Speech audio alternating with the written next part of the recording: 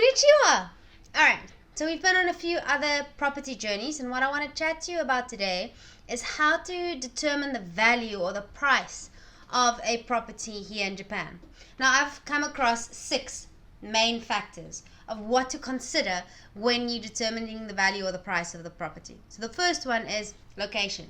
Always. Location, location, location. And this now refers to the area in which it has been built.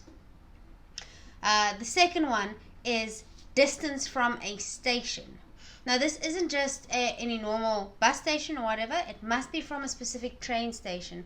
So usually people determine the distance from a train station is what subway line they need to use to go to their work. So whichever subway line it is, that station.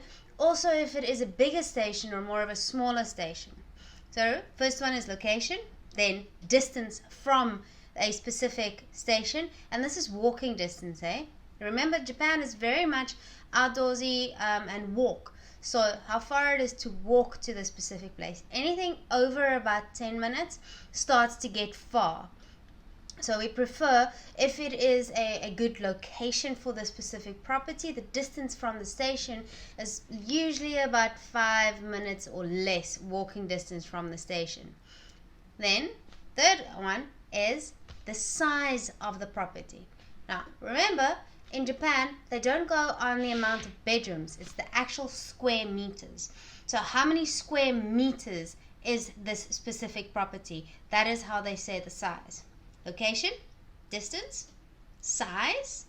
Now it is what finishes they use. Is it still a very older type of Japanese style property with tatami mats or things like that, or has it been newly renovated? That's the one. Now, number 5 is the year that it was built.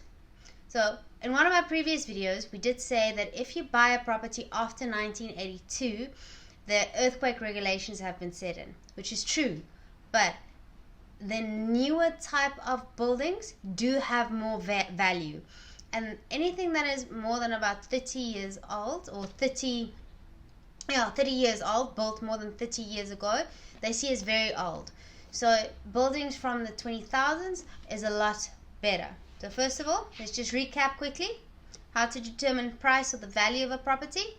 Location, distance from a station, the finishes that it's using, the size of the property, the year that it was built, and number 6, if it was built with brick, concrete, or wood. So apparently brick is not earthquake resistant, but concrete is. So go for a concrete built building. Wood is also earthquake resistant. However, it is perceived that if a house is built out of wood, that it is not lasting, meaning it's not a long-term investment. When people do buy properties that are built in wood, it's more of a shorter type thing, and it's mostly there for a rental purpose. Now, what is long-term and what is short-term in Japan, that is relevant. I don't know yet, but this is the research that I've done, and this is what I've realized is if it's built out of wood, it is seen as a shorter term investment.